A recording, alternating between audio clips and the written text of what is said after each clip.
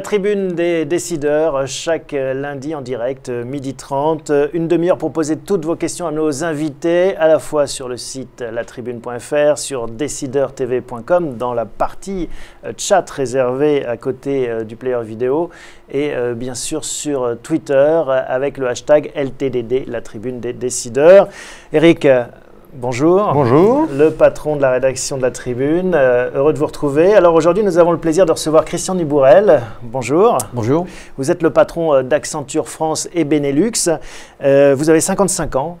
Vous dirigez bien Accenture France depuis 6 ans maintenant. Vous avez réalisé presque l'ensemble de votre carrière, presque 30 ans chez ce géant. J'ai du mal à le dire. Une société donc de conseil spécialisée dans les nouvelles technologies. 260 000 employés dans 120 pays, 28 milliards de dollars de chiffre d'affaires. Autant dire que vous avez une bonne vision de la marche de l'économie mondiale. 5000 personnes en France. Avec une première question, parce qu'on en parlait ensemble avant, vous ne considérez pas comme une multinationale américaine, mais comme vraiment une multinationale apatride, internationale. Oui, c'est l'échange que l'on a eu. Finalement, c'est quoi la nationalité d'une entreprise? Est-ce que c'est son président? Alors nous, sauf que notre président, il est français et qu'il est resté à Paris. Alors vous voyez, est-ce que c'est son siège social, il est à Dublin? Est-ce que c'est son chiffre d'affaires? Nous, il est quand même relativement bien réparti entre toutes les plaques. Ou est-ce que c'est son effectif? Et nous, on a 80 000 personnes en Inde. C'est le premier pays d'Accenture. Alors voilà, non, on préfère dire qu'on est internationaux et puis on doit être effectivement français en France, allemand en Allemagne. Ouais. Votre siège social est à Dublin pour des raisons fiscales ou juste par amour de l'Irlande? Non, le siège social, parce qu'il y a aussi cet équilibre, j'allais dire, des chiffres d'affaires entre toutes ces plaques US, Europe. Enfin, la question d'Eric a un sens actuellement parce qu'il y a ce débat sur où les multinationales doivent payer leurs impôts. On a vu les exemples caricaturaux de Google, Facebook ou autres, Apple, qui payent grosso modo 2,5% d'impôts sur les sociétés et qui optimisent. Comment est-ce que fait Accenture? De l'optimisation fiscale, c'est normal qu'il y en ait, mais nous, je crois que notre taux d'imposition est publié régulièrement, on doit être aux alentours de 24-25%, on est très loin de ces 5%. Donc ça vous semble pas un débat pour les multinationales ou elles doivent... peut être un débat, mais voilà, nous, c'est pas notre cas. Non, mais en tant que conseil stratégique, c'est une question qui revient maintenant, notamment tous les États cherchent de l'argent. On voit même l'OCDE, qui n'est quand même pas un repère de gauchistes, s'intéresser à ces sujets-là. Même les Anglais sont très sensibles sur ce problème justement de résidence fiscale pour les grands groupes. C'est quelque chose, à titre de conseil stratégique, pourrait vous intéresser. Vous pourriez avoir une opinion sur le sujet. Oui, alors moi je ne fais pas du conseil en optimisation fiscale. Donc voilà. Non, je crois que les entreprises font de l'optimisation. Bon, à chacun de trouver. Nous, encore une fois, on est à 25%. Je trouve que c'est très bien. Et l'essentiel, c'est de travailler sur d'autres sujets qui sont plus des sujets stratégiques de positionnement sur leur marché, en termes de produits, en termes d'agilité, d'organisation, de transformation. C'est ça qui est important. En tout cas, nous, c'est notre positionnement pour aider les entreprises à être plus compétitifs sur leur marché. Et je reviens sur cette question de groupe international. Est-ce que maintenant, c'est une valeur d'être une société mondialisée qui est plutôt porteuse ou qui peut être un problème de ne pas avoir un drapeau local? Comment est-ce que... Non, je crois que c'est un énorme avantage dans la mesure où on a cette vision globale de toutes les industries dans le monde entier. C'est un énorme avantage parce que finalement, nos offres globales, on va... ce qu'on dit souvent, c'est qu'on va les mettre bien sûr dans chacun des pays, on va en tirer parti, c'est-à-dire on va tirer parti de la puissance mondiale pour adresser le marché local. Et c'est dans ce sens-là où c'est effectivement très bien. Alors vous le savez, c'est une émission interactive, vous pouvez poser toutes vos questions. On commence avec une question de Michmuch, ou Michmuch, je ne sais pas, à l'anglaise peut-être. Comment se porte le tertiaire en France selon vous? On le rappelait, vous avez 5000 collaborateurs en France et vous travaillez avec beaucoup de grands groupes et au-delà. Comment est-ce que vous voyez l'activité? L'activité des services en France. Écoutez, je suis aussi président du groupement des professions de services, du GPS. Historiquement, les services ont été créateurs d'emplois en France et continuent à l'être. Je crois que 80% des emplois créés le seront dans les services dans les prochains mois. Une entreprise sur deux qui se crée en France est aujourd'hui une entreprise de services. On voit encore dans les créations d'emplois, 64% des emplois qui ont été créés dernièrement sont dans les services. Mais il se trouve quand même que nous, on voit quand même un fléchissement. peut-être que le seuil de résistance a été atteint, y compris dans les services. Donc il va falloir être vigilant parce qu'on a besoin des services en France, on a besoin de l'industrie, on a besoin de l'industrie des services. Il ne faut pas négliger ce pan de l'activité qui a un peu tendance à fléchir, on le voit dans les derniers chiffres aussi du chômage. Et que vous inspire à cet égard le débat sur la réindustrialisation que l'on doit conduire en France ? Écoutez, ça c'est un débat, je crois que se préoccuper de l'industrie en France est une bonne chose. Maintenant, le clivage industrie-service me paraît un clivage complètement dépassé. Quand on fait un produit, il y a du service dedans. Je veux dire, même dans une voiture aujourd'hui, on vend du service et de plus en plus. Donc c'est plus en fait cette synergie industrie-service qui me paraît intéressante par rapport aux discussions qu'on peut avoir en ce moment. Mon te demande s'il y a un Made in France dans le service. Ça c'est un débat, hein, le Made in France qui arrive dans l'industrie. Est-ce que dans le service, on peut aussi faire de la traçabilité ? Il y a un Made in France dans le service parce qu'il y a quand même de très très grands groupes en France. Hein. Prenez Sodexo par exemple, un groupe de services qui s'est imposé au niveau mondial. Donc ça c'est un Made in France. On a aussi des grandes banques françaises qui ont mis leur touche ou des compagnies d'assurance ou des groupes hôteliers. Donc ça c'est effectivement c'est un Made in France, c'est un savoir-faire. Titi Parisien pose cette question. N'avez-vous pas l'impression qu'on étrangle les entreprises de services en France? Pensez-vous qu'elles soient suffisamment fortes pour s'exporter? Alors c'est le prolongement un peu de cette question. Oui, je crois qu'on ne fait pas assez attention aux entreprises de services. En tout cas, moi, c'est pour ça que je suis président du GPS et c'est mon credo. Attention, parce que les entreprises de services sont particulières. Hein, leur seule, j'allais dire, richesse, ce sont les hommes. Hein, donc derrière, plus facilement délocalisables pas plus facilement délocalisables aussi, hein, puisqu'on dit souvent moins souvent délocalisables par rapport à ce qu'on peut entendre par rapport à l'industrie. Non, elles sont aussi délocalisables, mais elles ont une spécificité. Leur valeur ajoutée, c'est le capital humain. Et le capital humain, il faut le développer, il faut recruter, il faut former les gens, il faut les faire évoluer dans la société. Ce qu'on a vu arriver, on ne s'en rend pas souvent compte, mais vous voyez la taxe professionnelle qui a été une réforme, alors l'ancien gouvernement, donc là au moins je ne suis pas partie prenante sur ce sujet-là, mais la CVAE, ça a quand même été une augmentation pour les entreprises de services, on ne le sait pas assez. Donc il faut faire attention parce que plus je vais charger j'allais dire, les salaires en termes de fiscalité, plus je pénalise les entreprises de services en France, à l'étranger. Et quand on voit la différence d'écart de compétitivité, elle est quand même relativement élevée entre la France et l'Allemagne, par exemple. Est-ce qu'il y a un sujet pour les services, comme celui qu'on connaît pour l'industrie, c'est-à-dire un problème de gamme des services en France? On sait très bien, on dit souvent que l'Allemagne s'est positionnée sur des choses plus forte valeur ajoutée. Est-ce que c'est un sujet qui se pose pour les services?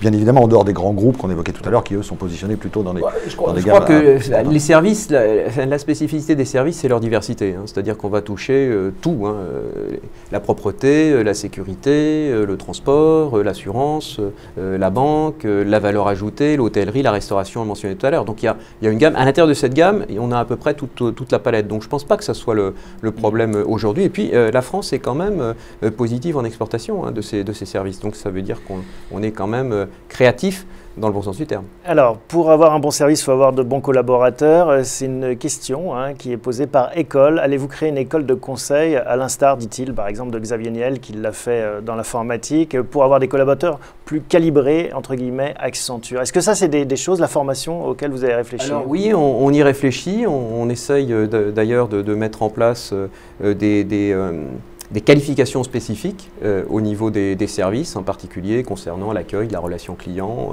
Et donc, on va essayer de monter en gamme sur ces sujets-là à l'intérieur de notre groupement des professions de service. Blanche-Neige demande, votre approche et vos solutions pour les entreprises sont-elles transposables aux services publics et à l'administration publique? Oui, en fonction de leurs caractéristiques. De toute façon, changer les processus, être plus manœuvrant, optimiser, je dirais, les relations qu'on peut avoir avec les clients, capter les informations clients, tout ça, ça fait partie des choses qu'on est capable de faire. Réindustrialiser, redéfinir le service qu'on apporte aux Français, c'est comme dans une entreprise. Et est-ce qu'on le fait? Alors, on l'a fait sur certains sujets, pas assez à mon goût et pas assez rapidement. Qu'est-ce que vous conseilleriez au gouvernement qui a annoncé un énième choc de simplification? Là, je crois que tout a été écrit, tous les rapports existent. Hein. Je crois qu'il faut passer à l'acte. Non, mais il faut simplement passer à l'acte, exécuter et puis mettre en place justement ces simplifications. C'est-à-dire quand on est une entreprise, avoir un seul accès, un accès unique, avec une interaction unique avec l'État, avec les grands départements d'État. Le gisement d'économie est aussi important que certains veulent bien le dire?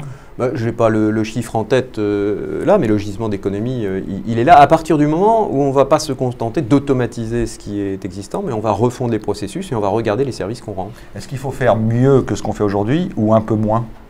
Je crois qu'on peut faire mieux en le traitant différemment, et puis peut-être un peu moins sur certains sujets où on va déléguer ça effectivement aux entreprises privées. Oui.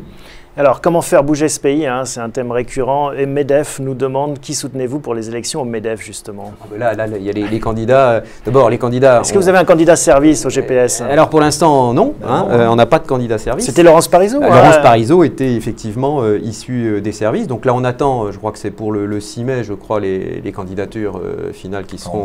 Effectivement, on sait à peu près. Vous avez quand même un favori? Nous, on a pris la décision de faire l'audition des candidats. Donc on a 2 demi-journées qui sont déjà calées sur le mois de mai pour pouvoir voir les programmes, discuter avec eux. Et vous, à titre perso?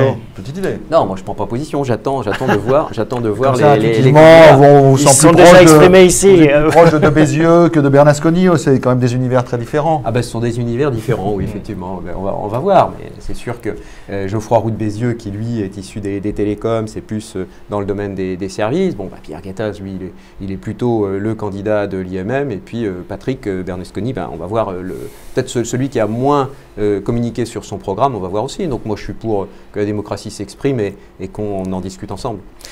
On revient à cette notion d'économie mondiale et votre activité est répartie sur plusieurs pays. Le Russe pose cette question. Le plus gros du profit d'Accenture actuellement est la délocalisation d'emplois des Français en Inde et dans d'autres centres offshore. C'est lui qui le dit.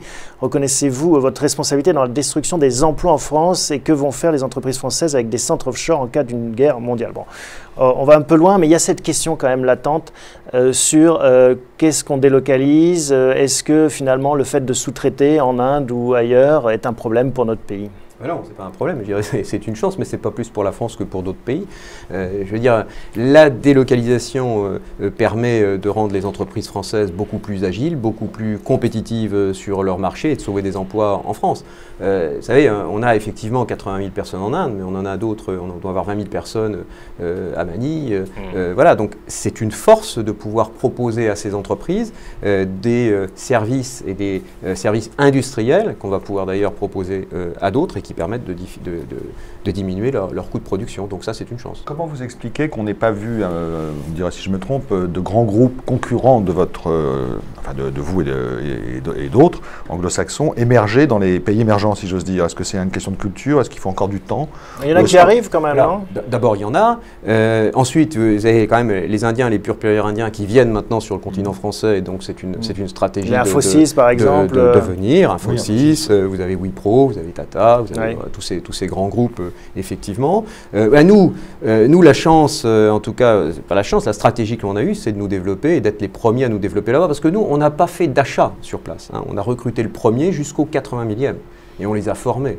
Donc, ce sont tous des employés d'Accenture, issus d'Accenture, formés par Accenture, aux méthodologies, aux techniques d'Accenture. Donc ça, c'est fondamentalement différent. Et la concurrence chinoise, c'est une question d'ailleurs, Bridy. N'avez-vous pas peur de cette concurrence chinoise? Est-ce que vous la voyez arriver? La concurrence chinoise, dans le domaine du conseil, vous voulez dire? Dans votre métier? Dans nos métiers, non, on ne la voit pas forcément arriver, mais on va travailler, nous, on est implanté effectivement en Chine. Je crois qu'on doit avoir 10 000 personnes déjà en Chine aujourd'hui, donc on va continuer à se développer en Chine, mais elle arrivera un jour. Il y aura des pure players chinois qui risquent de se développer. Il y a une barrière de la langue peut-être qui facilite moins. Oui, mais vous savez, comme pour les Indiens, enfin surtout sur la partie française, un peu moins anglo-saxonne. Alors nous, on a vu quand même, on commence à les voir arriver depuis la crise, parce que depuis la crise, on n'a plus le choix. Il faut trouver des solutions et les solutions proposées sont des solutions qui existent. Donc la barrière de la langue est là, mais de moins en moins. Est-ce que ce grossissement international a modifié un petit peu le profil de l'Accenture Man ou de l'Accenture Employee? Autrefois, il y avait les Woman aussi. Woman, bien sûr. Il y avait les IBMers qui avaient, vous savez, le costume bleu, la cravate machin. Accenture, enfin Arthur Andersen, votre ancêtre, si j'ose dire. Il y avait aussi un profil très très particulier, même quelquefois beaucoup de critiques à son égard. Est-ce qu'aujourd'hui tout ça a changé? Il y a encore une culture Accenture extrêmement forte et différenciée? Alors, il y a une culture Accenture extrêmement forte et différenciante, mais c'est vrai que moi je suis rentré il y a à peu près 29 ans, c'est même pas à peu près, c'est il y a 29 ans chez Accenture, on ne fait plus du tout le même métier. Hein, d'abord on était 200, on est 5000, hein, donc je ne sais pas combien on était à ce moment-là au niveau mondial. Maintenant on a 3 métiers, un métier de conseil en organisation informatique, un métier de développement de systèmes d'information, puis un métier d'externalisation de parties d'activité pour nos clients. Donc c'est très très varié, c'est très complexe et forcément l'ensemble des collaborateurs ont suivi cette évolution. On partait en camp d'éducation quasiment aux États-Unis pendant plusieurs mois. Est-ce que ça existe toujours? On partait en formation. Oui, formation. Certains l'avaient appelé. Mais le camp, on va voir, voulait pas. Absolument. Voilà, non, on partait en formation et ça donnait effectivement cette culture. Et puis aussi, je crois que ce qui était important, c'est tout de suite, on était dans un bain international. Moi, quand je suis rentré il y a 30 ans, je parlais très mal anglais. Bon, je parle un petit peu mieux maintenant, mais d'être mis dans une culture internationale mondiale où vous avez à la fois des Américains, des Italiens, des Espagnols, des Grecs, des Chinois, je veux dire, ça vous ouvre des perspectives que vous n'avez pas. Donc ça, je crois que c'était quelque chose de très fort qui a fait le succès d'Accenture. Alors, on a une question justement. Vous rappeliez que vous avez commencé, vous étiez 200 chez Accenture France, vous en êtes maintenant le patron. Sans doute l'un de vos collaborateurs qui demande comment devient-on patron d'une entreprise comme Accenture? Il faut d'abord, je crois, d'abord y rester, beaucoup travailler, et puis je crois pas se poser de questions. Président d'Accenture comme président d'une autre entreprise, hein, je crois que c'est quelque chose que... Mais c'est quelque chose qu'on construit, auquel on réfléchit en se rasant le matin ou qui arrive un jour pas, un non, peu... ça arrive après, bon, pour ce qui me concerne, 25 ans, hein, puisque ça fait 6 ans ou 24 ans hein, de carrière chez Accenture. On vous propose de prendre la direction de l'entreprise, d'une entreprise qu'on connaît très bien, que moi je connais très bien, puisque, comme vous dites, hein, on était 200, on est 5000, j'ai tout connu chez Accenture. Ça, c'est une force qui permet de piloter l'entreprise et puis de l'amener au travers des crises, avec tout le succès que l'on peut espérer. Alors, on est dans une ère de transparence. Une autre question concernant votre salaire, combien vous gagnez par mois? Moi, je ne suis pas trop pour la transparence, pas une mode que je plébiscite. Parce que d'abord, qu'est-ce que ça veut dire le salaire d'un patron? Je pense qu'aujourd'hui, plus personne ne sait ce que c'est qu'un patron d'entreprise, on leur tape dessus. On ne sait plus ce que c'est qu'un mandataire social. C'est une responsabilité extrêmement forte. C'est la responsabilité de 5000 personnes en ce qui me concerne. C'est d'être capable d'avoir une vision, d'emmener l'ensemble de l'entreprise dans une dynamique positive. Et ça, tout le monde ne peut pas le faire. Donc je crois que quand on parle des salaires des patrons, il faut le ramener par rapport à la valeur ajoutée qu'ils amènent et par rapport à la dynamique qu'ils mettent. Alors, pour répondre à votre question, personne ne le conteste la vôtre pour le moment, donc rien ne vous empêcherait de me donner. Non, mais je veux dire que ce salaire n'est pas forcément… Mettre les salaires en pâture, on n'est pas là. Alors, si vous voulez, puisque peut-être que derrière… Ah non, c'est si vous voulez. Peut-être que la question de votre internaute, c'était de dire est-ce que vous avez passé la barre des 1 million? Non, je ne suis pas du tout à 1 million. Donc moi, mon entreprise ne paiera pas cette taxe de 75% et je suis en dessous du million. Le mode de rémunération des grands dirigeants chez Accenture, ça fonctionne comment? Il y a une part variable très importante, j'imagine. C'est pour ça que c'est difficile. Ouais. Il y a une part variable et puis il y a une part fixe, il y a une part variable. Voilà, en fonction des objectifs que l'on doit atteindre. Et cette part variable, elle peut évoluer en fonction de la responsabilité du dirigeant. Donc, et chez nous, elle est basée sur plusieurs critères qui sont effectivement la capacité à délivrer les revenus et la marge, mais aussi on a toute une partie qu'on appelle people development et puis la capacité value creator, c'est-à-dire ce que l'on amène comme dynamique et perspective. Évalué tous les ans par votre président. Je suis évalué tous les ans par l'équipe dirigeante d'Accenture. Oui. D'accord. Est-ce que vous vous sentez entrepreneur? Demande justement un pseudo qui se fait appeler Salaire. Les patrons aujourd'hui sont surtout des gestionnaires? Non, demande-t-il. Est-ce que vous vous sentez une âme d'entrepreneur ou quand on dirige 5000 personnes, on est forcément plus dans la catégorie des managers? Je ne peux pas me dire entrepreneur comme un entrepreneur de PME qui a créé son entreprise. Nous, on était 200, mais on faisait partie d'une entreprise mondiale. Donc, effectivement, je crois que je suis entrepreneur dans le sens où je remets toujours en question nos propres orientations sur le marché français. Je suis à l'écoute, effectivement, et j'essaye d'amener le maximum d'agilité et de flexibilité à l'entreprise. En ce sens-là, je suis un entrepreneur.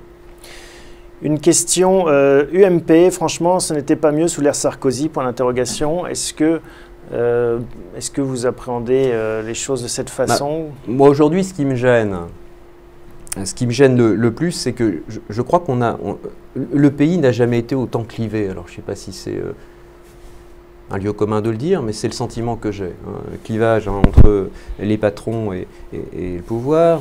On l'a vu pour le mariage pour tous, donc le clivage dans la société.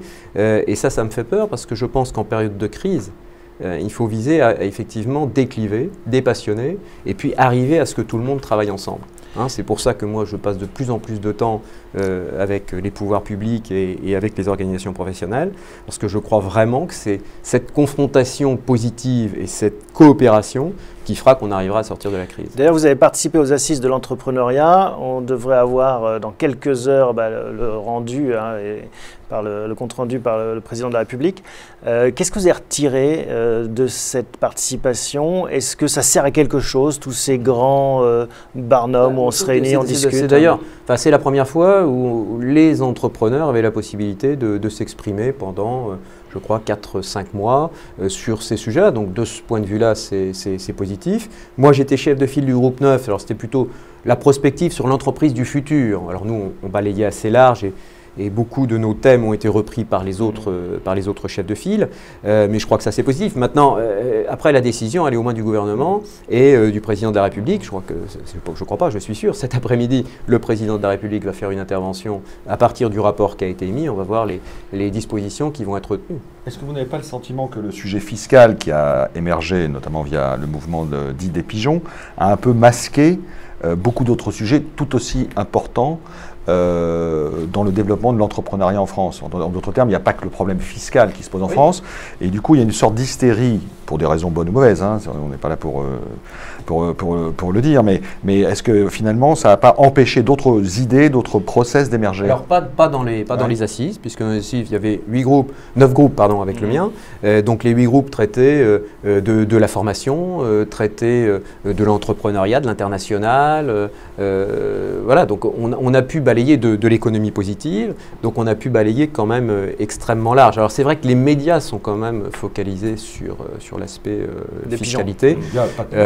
Les médias sont non mais c'est important, mais c'était par rapport à votre point, c'était simplement pour dire, non là effectivement on a eu la possibilité de travailler sur tous les domaines. Non mais c'est ma question, venait du fait qu'on a le sentiment aussi que beaucoup de gens, en France notamment, mais dans d'autres pays aussi, mais en France particulièrement, une sorte d'un peu de... un mot un peu fort d'hystérie par rapport aux sujets fiscaux qui sont importants. Personne ne dira le contraire. Ils sont importants, mais bien sûr. Non seulement ils sont importants, mais ils sont indispensables à être traités. Les formation, les sujets d'environnement, les sujets d'infrastructure. Les gens, mais s'il n'y a plus d'entreprise demain, parce que la fiscalité ne vous permet pas de le faire, si on n'a plus de financement pour financer une entreprise, vous pouvez toujours former les gens. Vous allez les former pour qu'ils partent à l'étranger. Donc ça, c'est...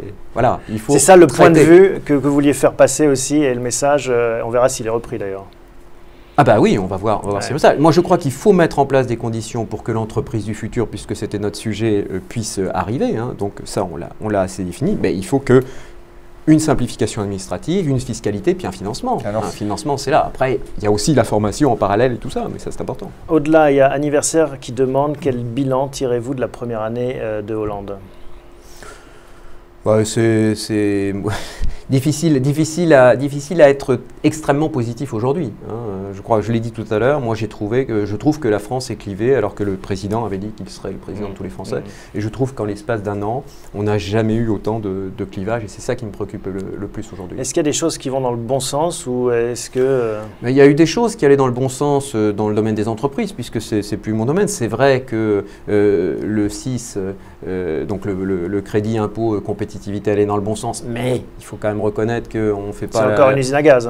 Une usine à gaz, c'est relativement simple dans son principe. Moi, ce que je dis, c'est qu'il faut faire la somme. Quand on ne peut pas faire que de la macro. Moi, je fais de la micro dans mon entreprise. Quand je fais la somme des impôts que j'ai en plus, du 6 et d'autres, je ne suis pas plus compétitif qu'avant, je suis moins compétitif qu'avant. Donc le compte n'y est pas. Ils sont connus, le compte n'y est pas. Voilà, l'ANI a été une avancée aussi positive. Mais bon, on est quand même maintenant... On est à dose homéopathique, on n'a pas l'impression d'avoir une vision qui est une vision prospective qui nous permettrait d'emmener les Français au-delà de leur dire tous les jours attention, il y aura plus de taxes, il y aura plus de charges, plus de chômage. Et est-ce que vous sentez qu'il y a un problème spécifiquement hexagonal à ce niveau-là? Vous voyagez beaucoup dans le cadre de votre activité. Comment est-ce qu'on voit la France actuellement en dehors des frontières? La France, on ne la voit pas bien parce que ce qu'on retient de la France, c'est les 75%, c'est les taxes, c'est les impôts. C'est aujourd'hui la guerre avec l'Allemagne. l'Allemagne, puisque j'entendais ça récemment. Donc c'est vrai que vu de l'étranger, c'est compliqué. Hein. C'est compliqué de voir comment veut se positionner la France et comment on va arriver à s'en sortir. Et moi, je crois qu'on va s'en sortir à partir du moment où effectivement on arrivera à mettre toutes les forces à travailler ensemble dans une perspective aussi européenne. On ne peut pas penser qu'aujourd'hui, dans le monde dans lequel on vit, on puisse se passer d'Europe et donc d'une entente très bonne avec l'Allemagne. Eh bien voilà, une dernière question. Non, je voulais juste poser un petit mot revenir juste sur Accenture, puisque quand même vous voyez beaucoup d'entreprises, vous vivez dans un univers où la compétition est quotidienne. On vous reproche souvent d'être trop formaté dans ce que vous conseillez, c'est, je dirais, le syndrome PowerPoint, et on vous reproche aussi de gagner trop d'argent. Je ne fais que... Donc, est-ce que de ce point de vue-là, des sociétés comme Accenture évoluent, ou elles restent sur des certitudes absolues qui ont souvent été critiquées? Mais non, enfin, les certitudes absolues par rapport à notre transformation, je vous l'ai dit, on ne s'est jamais autant transformé en 29 ans, on se réorganise tout le temps, on adapte nos offres, donc ça c'est le côté structuré et formaté. Après, gagner de l'argent, oui, il faut que les entreprises gagnent de l'argent pour pouvoir investir et justement travailler dans la durée. Moi, je recrute encore 1000 personnes cette année en France. 1000 personnes. En période de crise. Pourquoi je suis capable de faire ça? Parce qu'à un moment donné, on a su réinventer nos offres, nous repositionner sur les marchés, aider nos entreprises, les entreprises pour lesquelles on travaille à être plus compétitives. C'est pour ça qu'on reste. Alors, il faut gagner de l'argent. Quand je mets 6% de la masse salariale en formation, il faut bien les trouver quelque part. Le recrutement, ça c'est un point clé hein, pour les sociétés comme les vôtres. Vous avez encore, vous faites rêver, les gens viennent travailler chez vous. Vous n'avez pas de mal à remplir justement ces 1000 personnes? Non, pour l'instant, non. Et à fidéliser les autres? On n'a pas de mal. Alors nous, on a un modèle économique où effectivement les gens rentrent chez nous, sont formés, ont une vision internationale, sont toujours dans un état d'esprit de transformation et de changement. Et elles sont très demandées, ces personnes, par les entreprises. C'est pour ça qu'elles partent aussi naturellement, mais elles sont employables. Un petit mot sur le télétravail ou le travail à distance. Je disais que je crois que votre directeur général à un moment prenait un jour par semaine, non, je me trompe ou non? Oui, c'est possible.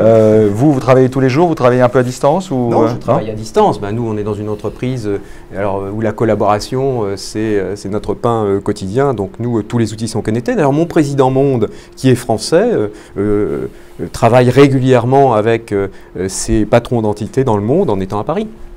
Donc le télétravail, c'est pour nous, alors au bureau ou chez nous ou ailleurs ou n'importe où sur la planète, ça fait partie, j'allais dire, quasiment de nos gènes, mais c'est un plus. On peut encore gérer une multinationale depuis Paris, hein, c'est aussi le message qu'on va retenir. Merci beaucoup Christian Nibourel de nous avoir rendu visite. Merci Eric, merci à vous tous hein, pour vos questions et votre participation de plus en plus assidue et nombreuse. On se retrouve la semaine prochaine pour un nouvel épisode de la Tribune des décideurs. Merci.